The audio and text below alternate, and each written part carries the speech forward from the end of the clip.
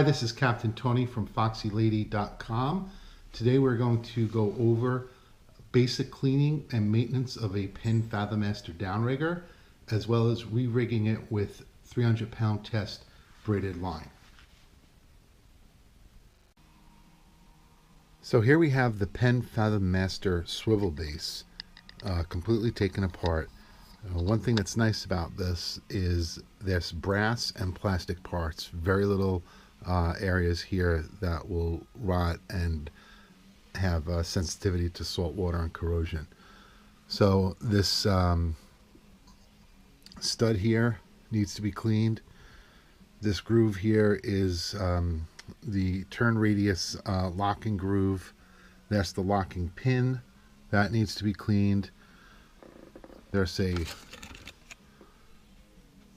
plastic gasket which will be cleaned and lubed. A locking nut and washer, top cover plate, screws, and base bottom. So pretty simple to take apart, pretty simple to clean, pretty simple to put back together. The only problem with this setup is salt water can get in, but it's very hard to clean this internally without taking this apart. So it is a good idea at least once a season, probably during the winter, to take this completely apart, clean and reassemble. Using a solution of warm water and salt away, you can see all the parts have been cleaned, polished, and ready for reassembly.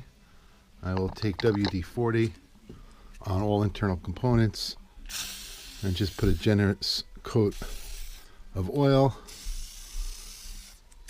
more as a protectant than anything else, and I will reassemble. WD-40 is applied.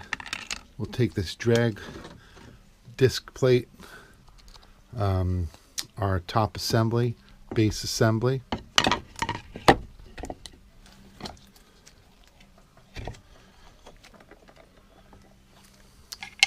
lock washer, nut, and that'll reassemble the base. Then the protective plate goes on top with the 4 screws holding the base mounting unit. So once the nut is tightened, you can put your protective top plate on, reinsert the nut into the plastic base, and then with the 4 screws reattach this downrigger base assembly. Here is the finished product, the Penn Fathom Master Swivel Base, cleaned, lubed, and ready for next year. Also, we cleaned the aluminum rod holder and oiled that with WD-40. Any thin oil transmission fluid will absorb right into the aluminum and protect it and keep it from pitting. It's good as new. So here is the Penn Downrigger with the spool removed.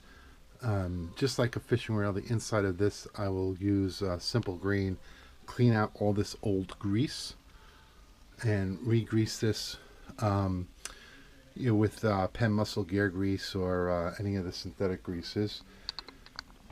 Here's the spool with the drag assembly removed and laid out in order. As everything came out, this is the order it's going back in. And this is really more for simple inspection. I will clean some of these plates. I will not grease these, but everything looks like it's in perfect working order. A lot of meat left on the drag washes. Unlike a fishing reel, these really don't get a crazy workout on the drag washes. So these should last you a lifetime. But these will be cleaned and reassembled.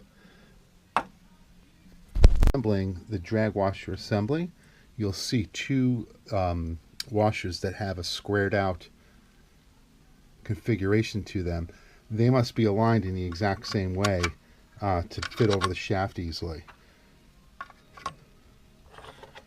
Here's the second one, and I'll just eyeball it and make sure that that's aligned with the one below it.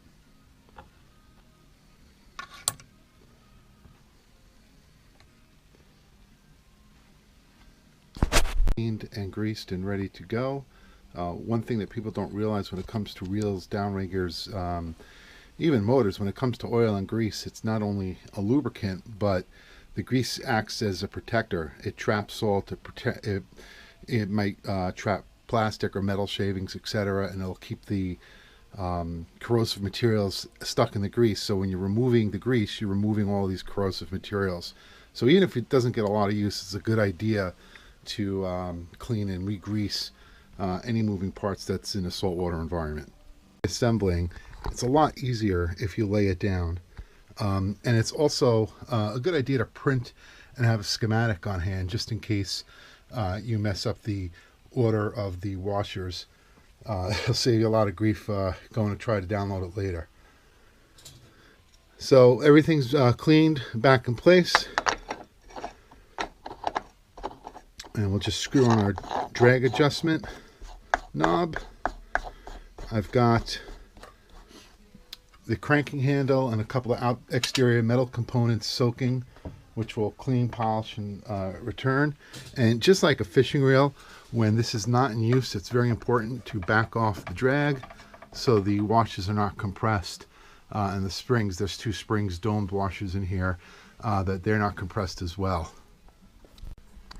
Okay, now that everything is reassembled and ready to go, it's time to spool this up. And I won't call it a controversy, but one of the big dilemmas that people ask all the time is, should I use cable or should I use braid? And with the thinness and the strength of braid, I think that braid offers a bigger advantage over cable.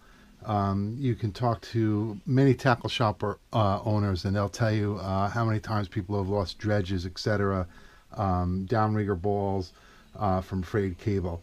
And I find the braid indestructible, lasts for years, very easy to use. And basically what I'll do is I'll just take a crimp and I'll tie a crimp with a 3 up 2 down knot, and that crimp will just sit right here and lock the line in place. Now, another thing as we're looking at the spool is why to use a downrigger versus a reel is just basically the size of this spool. It is so easy and so quick to pull a dredge in with this larger spool, versus putting it off a bent butt 80 or any reel for that matter. Lastly, with the line attached to the downrigger, I attach a 250 to 300 pound test swivel. I also make these little block pulleys with a snap swivel on them, and with this snap swivel you can actually take these pulleys on and off by threading them through. So it's one of the reasons why I use the smaller ring snap swivels, not the large ring snap swivels.